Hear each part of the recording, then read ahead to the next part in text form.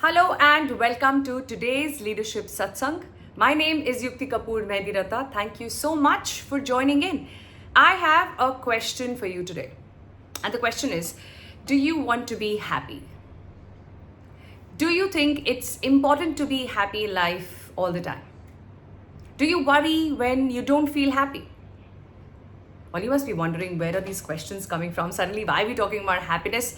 And that's because I'm trying to be a little topical and cover the world's Happiness Day, which is on International Happiness Day, as we call it, on 20th of March. And as much as I'm kind of putting it in quote unquote, I think these kind of days are very important to be celebrated. It's very important that we bring this out in discussion. We emphasize on these messages which are put out by the UN, the United Nations. And I'm very glad that they thought of it in the year 2012. And since then, every year there is a theme to it.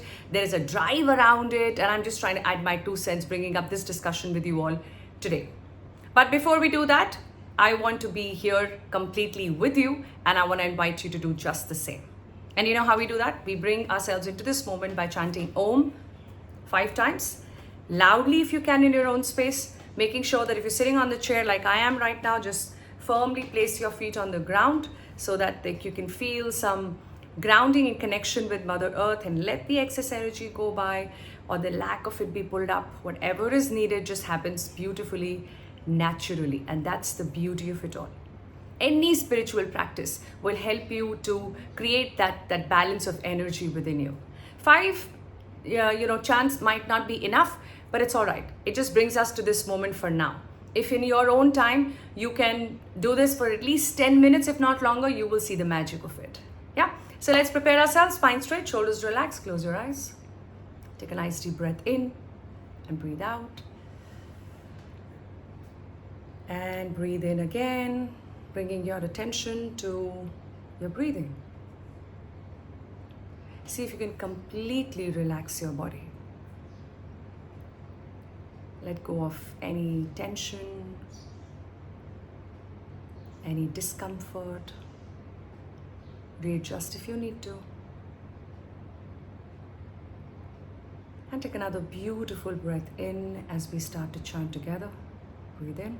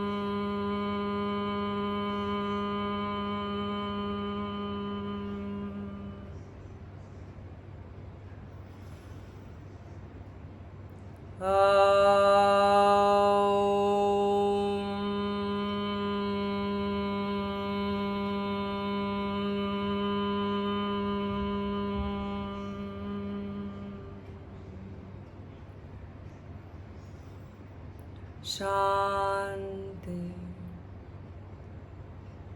Shanti,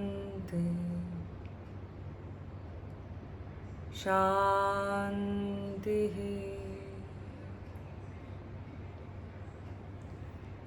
And whenever you're ready, please rub your palms together and gently place them on your eyes, in your forehead, in your cheeks, your face, your shoulders, and your entire body, and slowly come back. Wonderful. Now that you're here, I would want to be sure that you're here 100%. So are you here 100%? Give it to me in the comments, please. Are you here 100%? And if yes, then which part of the world are you joining me from right now? Please let me know in the chat, and as you do, I will set the context of our learning today once again. I want to really bring out the importance of understanding what is happiness and bringing in ways to be more happy in our day to day life. It is sad that when one looks at the list of, happiness quotient, the countries and their happiness quotient, India is not quite at the top of that list. In fact, we're far from it. If there are 143 countries listed last year, we stand at 126th position. Now, one can argue saying what are the parameters, how do we know on what parameters are gauging, plus the kind of population we have, and it's not fair, it's not an apple to apple, etc. Because if you see the top 10 countries, they are kind of small countries, except Australia, which is not that small, but then we've got Finland, we've got Netherlands, and we've got Iceland, we also have Israel in the top 10. So that could be a line of argument, but whether or no India should be or is in the top 10 is a discussion for another day, because ultimately that will happen when you take care of your happiness quotient and I take care of my happiness quotient, and each one of us, this 1.4 billion people in this beautiful country, do just that. Or in fact, anybody in the world can just take care of their own happiness quotient, and they will automatically contribute towards the happiness quotient of their country. And overall, for us as a planet, we become a happier place to live.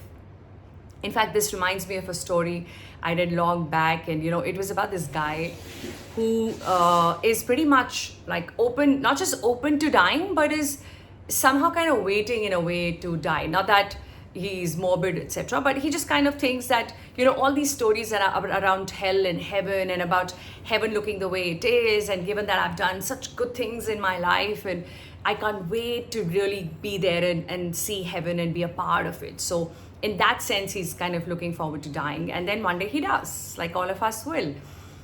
And that's when his soul kind of realms up, and he meets God, and he says, "Hey God, take me to heaven, because my deeds have been really good. I've really been very nice to people, done all good things and good deeds. I deserve heaven. So where is it?" And he looks around and he says, "You know what? Heaven is supposed to look like this, and heaven is supposed to look like that, and I don't see anything like this around, so please take me to heaven." And then God starts laughing and tells him, "You know what? You're coming exactly from there. I sent you to heaven, and I gave you an opportunity to be a conscious human who could make the decisions to make whatever place that you're a part of a heaven. And you didn't. And so what you were waiting for is what you were a part of." I think it's just a very simple way of putting something so profound, that heaven and hell is a perspective, it's a perception, it's an experience. And we have to hold complete responsibility of that. Like whether my life feels like hell to me right now or heaven to me right now is a function of what am I doing and how am I contributing towards it. Isn't it? Do you agree? Can we agree in the comments if you do? And you know what? Sometimes the situations are not in our control, and we might feel that, hey, Yukti, this is not my doing and I'm not responsible for this. This is happening to me, which is where a lot of the self-discovery and a lot of connecting with yourself and making your core stronger helps. This entire effort and this entire endeavor of knowing yourself, connecting with yourself, understanding spirituality, bringing those principles into the way you live and lead, all of this is in the same direction, the direction of giving you the clarity and courage to take responsibility of whatever happens in your life. Knowing that nothing happens to you, you are just responsible for whatever is happening and whatever experiences that you are immersing yourself with or attracting. You know what? When I first heard this entire concept, I was not in sync with it. I thought this is oversimplifying, this is unfair, this could be true in some situations, not true in a few others. But the moment I brought in the acceptance and surrendering required to knowing that I'm responsible for whichever way my life turns out to be, there is such a deep sense of liberation that comes with it, I can't tell you. You're liberated of all the dependency that we develop in our life, in our relationships. That I'm dependent on so and so to make me happy, or I'm dependent on this and that to happen to finally feel happy. All of that is gone, and you just kind of feel like you are the boss of your life. You can take complete charge of your life when you know that you're the one who will ensure that you get the experiences you want. So if happiness is missing in your life, find ways to make yourself happy. How happy do you feel right now in this moment in your life is a first question to look at for now. So if I were to invite you to scale the level of happiness you experience right now, 1 to 10, 10 being I can't be happier than this, and 1 is I'm far from what happiness can feel like, where do you see yourself? What is that number you would like to give? Let's have that in the comments. Let's just kind of, and whatever your criteria is, right? So you decide the parameters. I don't want to define it because there is no set parameters which should, add up to being happy. Whatever that is for you. How do you see it now as we speak in this moment? And if it is not a 10 on 10, maybe because you kind of wanted to leave a little scope to be happier, and I get that. So if it is 9 or some decimals in between 9 and 10, then kudos, right? The effort of being there goes to you. The credit goes to you. And if you're not as close to 10 as you would want to be, then the next important question is, what is it that I can consciously do about it? What is it that I can do within my circle of influence, as I call it, right? That entire space where I can do something or not do something to influence the results that I get, to influence the experiences that I have in life. Having said that, I also believe that happiness is a feeling, and we don't feel the same thing all the time, and we don't even have to. It's all right if there are times when we're not as happy. It's an emotion, it's a feeling, and it comes and sometimes it doesn't. Sometimes it's there and sometimes it's not. And that's okay.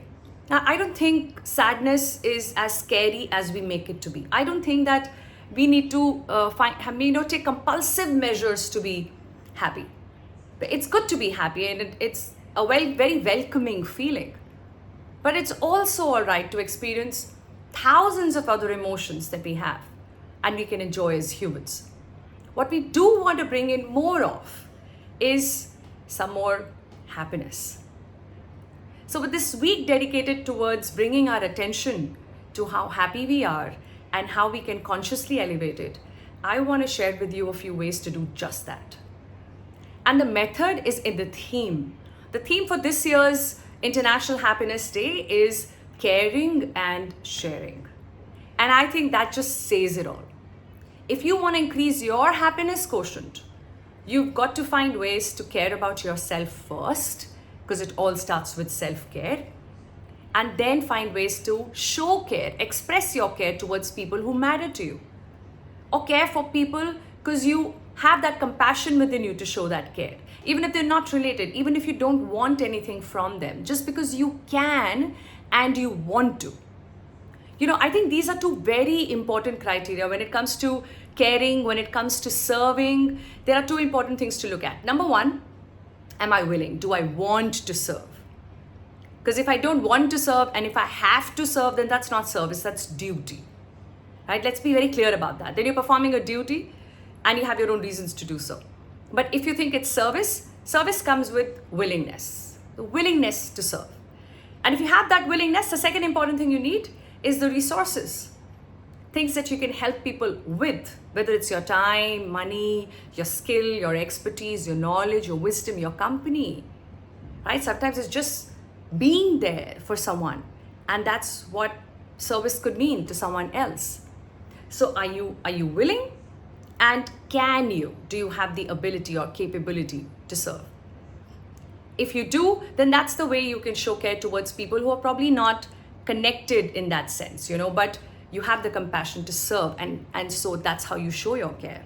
And you show your care towards people who you're close to by expressing your love to them, by letting them know that they make you happy, by letting them know that there are good days and there are bad days, and then some more good days, and these good days come in only because I'm with you and you're with me and you make me happy. It's only people who we love can really make us feel sad or even angry, by the way, isn't it? Right? They make us sad because they matter. And we let that happen. We let them affect us emotionally. I want to highlight that. Please know it's within your control. It's again within your own influence to allow people to affect you to the extent they do. If you're not able to take it and the effect is way too intense, please know that you can take charge whenever you want and not get affected as much as you are allowing yourself to.